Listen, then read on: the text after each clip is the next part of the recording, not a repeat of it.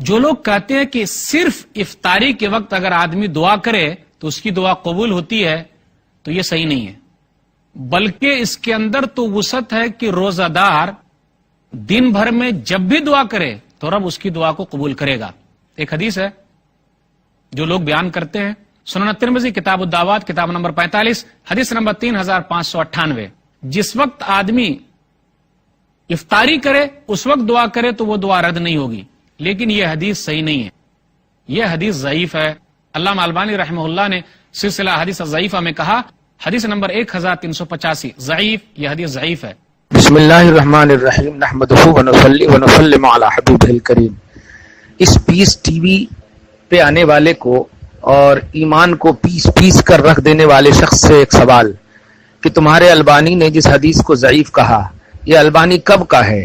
ماضی قریب 100 برس کے درمیان کا ہے، اور امام ترمذی جو عہد رسالت سے 200 برس کے بعد ہی یعنی 1200 سال پہلے کے امام ترمذی کا وہ مقام ہے کہ ان کے استاد صاحب ابو داود علامہ سلیمان ابن اشعث جو ہیں خود فخر کرتے ہیں جو استاذ ہیں اپنے شاگرد، اور صحاح ستہ کی کسی بھی کتاب کو یہ شرف حاصل نہیں ہے کہ حدیث کی نوعیت کو بیان کرے۔ امام ترمذی ہی کو یہ شرف حاصل ہے کہ وہ حدیث بھی پیش کرتے ہیں اور حدیث کی کوالٹی بھی بیان کرتے ہیں کہ یہ حدیث کیسی ہے، اور امام ترمذی نے اس حدیث کو حسن کہا۔ آپ ذرا غور کریں کہ میں صرف ایک اور سوال کرتا ہوں کہ حدیث کو یہ جو کوالٹی ہے ضعیف کے اعتبار سے، حسن کے اعتبار، صحیح کے اعتبار سے، یہ کوالٹی کہاں سے ثابت ہے؟ تم تو کہتے ہو کہ کلو بدعت ضلالہ، جو عہد رسالت میں نہ ہو، جو نبی اور صحابہ نے نہ کیا اور نہ کہا، وہ بدعت ہے۔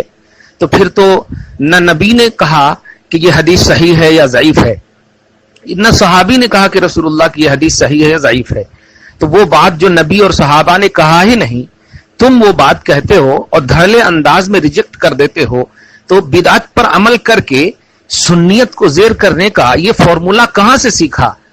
اندھا مت سمجھو اہل سنت والجماعت کو۔ ایک بات، یہ بدعت کا ارتکاب کر کے حدیث ضعیف، حدیث حسن، حدیث صحیح، یہ کوالٹی وہ لوگ نکالے ہیں جن کی تقلید سے تم انکار کرتے ہو۔ تقلید تمہارے نزدیک شرک ہے۔ ائمہ کرام نے، محدثین نے اور شارحین حدیث نے اور محققین نے حدیث کی کوالٹی بیان کی ہے، اللہ نے بھی نہیں، رسول نے بھی نہیں، صحابہ نے بھی نہیں بیان کی ہے، اور بدعت کا تصور تمہارے نزدیک یہی ہے۔ اب ذرا سوچ کر کے جواب دینا۔ ایک سوال۔ دوسرا سوال یہ ہے، حدیث پاک میں ہے الدعاء مخ العبادہ، دعا عبادت کا مغز ہے، یعنی عبادت کے بعد۔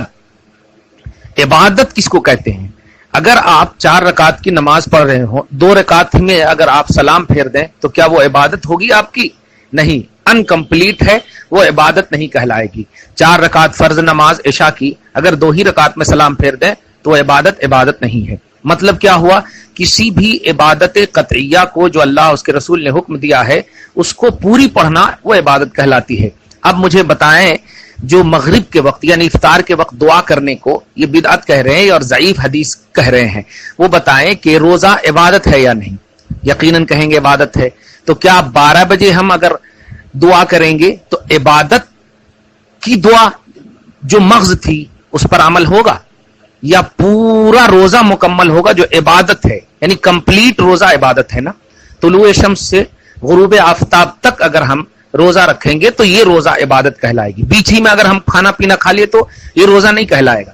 تو لاجیکلی طور پر بھی اگر دیکھیں اور اس حدیث پاک کے اعتبار سے کہ دعا مخ العبادہ، دعا عبادت کا مغز ہے، اور افطاری یہ کمپلیٹ اب روزہ ہونے والا ہے اور اس وقت دعا کر رہے ہیں، تو قرین قیاس بھی یہی ہے کہ افطاری کے وقت دعا کی قبولیت ہو حدیث پاک کے اعتبار سے بھی۔ لیکن افسوس یہ ہے کہ یہ لوگ ضعیف یا یہ لوگ ریجیکٹ کیوں کرتے ہیں؟ وجہ صرف یہ ہے کہ الحمدللہ ثم الحمدللہ اہل سنت والجماعت نے چونکہ دعا میں وسیلہ لینا اور دعا کے وقت فاتحہ وغیرہ کا بھی رواج دے دیا ہے، وسیلہ اور فاتحہ، تو اس لیے یہ ہر دعا کو بھی اب اجتماعی ہو یا انفرادی ہو، جھوٹ کا بھی ایڈیٹنگ یا نام دے کر کے اس کو بھی ریجیکٹ کر رہے ہیں۔ افسوس افسوس صد افسوس کہ اب تک جو ہے صرف اللہ سے مانگنے، مطلب ولی اللہ سے، نبی اللہ سے مانگنے کو یہ شرک بدعت کہتے ہیں، اب اللہ سے بھی مانگنے کو یہ لوگ حرام، ریجیکٹ اور بدعت کہہ رہے ہیں۔ کہاں تک یہ جائیں گے آپ دیکھتے رہیں۔ خیر، آپ دعا کریں، وہ وقت قبولیت دعا ہے. الدعاء مخ العبادہ کے تحت کہ دعا عبادت کا مغز ہے، اور روزہ مکمل ہوگا تبھی وہ عبادت ہے. اور اس اعتبار سے دعا جب عبادت کا مغز ہے تو وہ وقت جو ہے وقت افطار ہی ہو سکتا ہے جو کمپلیٹ روزہ ہوگا. اللہ تعالیٰ اہل حدیث کو سمجھ نصیب فرمائے اور ہم سب کے ایمان کو محفوظ اور مضبوط فرمائے. آمین ثم آمین. والسلام علی من